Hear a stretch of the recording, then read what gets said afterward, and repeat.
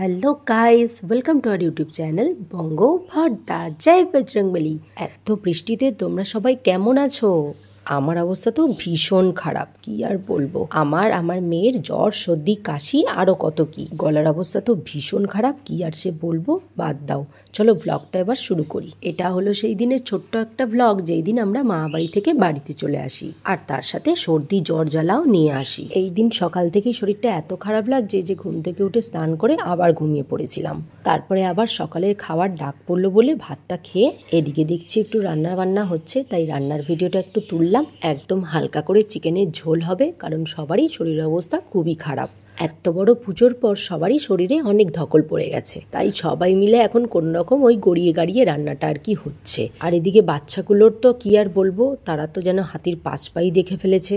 আর আমার যখন ঠান্ডা লাগে তখন গলা ব্যথা দিয়েই ঠান্ডা লাগাটা শুরু হয়, যেহেতু আমার ফ্যারেঞ্জাইটিস আছে। তোমরা তো জানোই যে আমার মামাতো দিদি হোমিওপ্যাথি ডক্টর। ও যেহেতু এখন রান্না করছে, তাই ও আমাকে দেখে ওষুধটা বলে দিল। এখন আমি ওষুধটা ওর বক্স থেকে খুঁজে নিয়ে এখন ওষুধ তৈরি করে এখন ওষুধ খাবো। আমার সর্দি কাশি জ্বর জ্বালা যাই হোক না কেন, আমি এই দিদির ওষুধই খাই। অ্যালোপ্যাথি ওষুধ একদম আমার শ্যুট করে না। মানে কি জানো তো, আমার খেতেই ভালো লাগে না। আর শুধু আমি না, আমার মেয়েকেও এই হোমিওপ্যাথি, সময় লাগলেও আমি এই হোমিওপ্যাথিতেই ঠিক হয়ে যাই, জানো তো।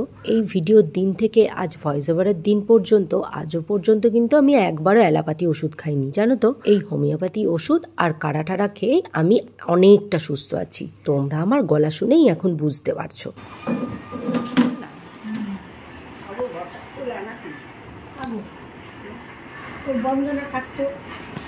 ওষুধ খেয়ে আমি আবার একটু শুয়ে পড়েছিলাম, জানো তো। এত গলাটা ব্যথা ব্যথা শুরু হয়ে গেছে, কি বলবো। গলা দিয়ে যে জলটা গিলবো তাও গলা ব্যথা করছে। আর এই গলা ব্যথাটা যে কি কষ্টদায়ক, কি বলবো।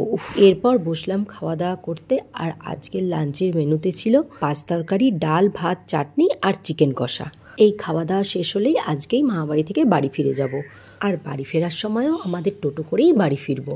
আর দিনে দিনে বাড়ি ফিরে যাব, জানো তো। যা বৃষ্টিটা শুরু করেছে, কি আর বলবো, যখন তখন নেমে যাচ্ছে। আর এত সব জিনিসপত্র নিয়ে এসে এমনিতেই গলা ব্যথা, আবার মাম্মাম আছে। যদি আবার ঝমঝম করে বৃষ্টি নামে তখন হবে আরেক কীর্তন। এতটা রাস্তা পুরো ভিজে পুড়ে যাব।